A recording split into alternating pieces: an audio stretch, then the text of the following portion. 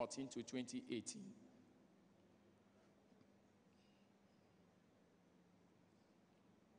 Now, the declaration, that's the Accra Declaration, was in 2017 or 2007.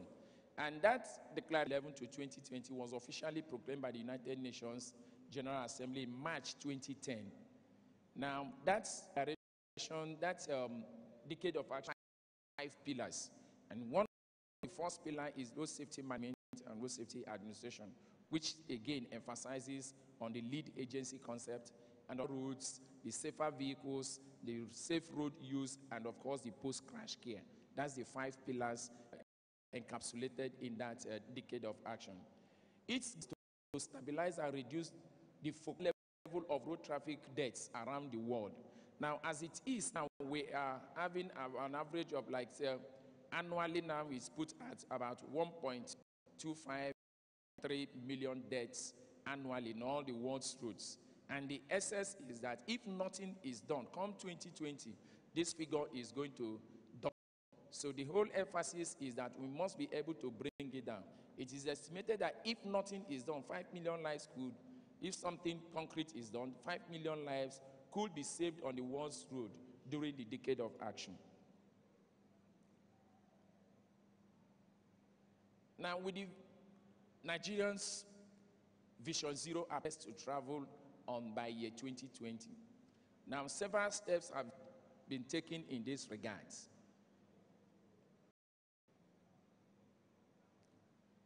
The first is articulating a framework. This framework was at corridor. Now, this is one area that the World Bank haven't seen what Nigeria have done.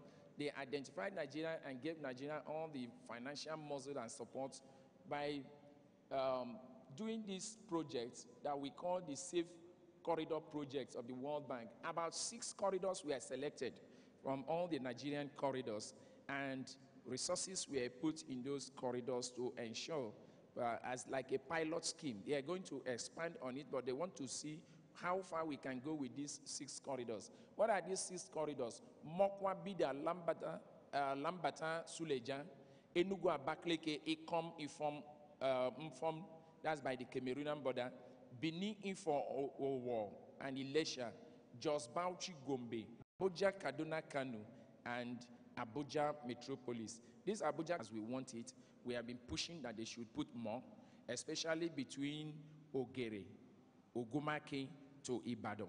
These are where we are having the crashes now, the commuters. Because where we are now having the fatal crashes is not actually where the road is bad, but where RCC have adequately rehabilitated and expanded. But simply because they have not also mentioned, because in Lagos, we also pay attention to Lekki Ekpe and of course Lagos Badagry.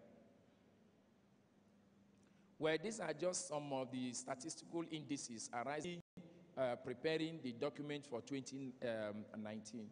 And I'm happy that Engineer Toriola, who is here, sits at this committee for Lagos State Government, because the Lagos State Governor is actually the leader of the Southwest governors, who are also part and parcel of this document in terms of its implementation. So this document had desired what needs to be done, where are the missing gaps, what are the strategic who are involved. So this is like an integrated approach to ensuring safety on our roads. Now, the framework for achieving zero crashes through the Nigerian Road Safety Strategy, that is what it is. We are already treading down, because I really want to close this.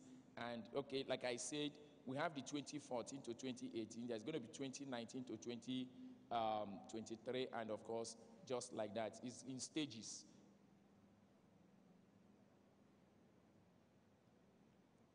And these are some of the crash indices. Well, let me just stop here and summarize the whole thing by making some specific remarks. Sir, we have a policy we came up with called the Road Safety Standardization Scheme, Road Transport Safety Standardization Scheme. Now, that scheme was aimed at addressing the problems and the challenges that the director LCHCI raised, and that is regulating the unregulated transport industry. Hitherto, we know it that the transport industry have been one of those areas that were not regulated. As long as you have money, buy your own bus and put.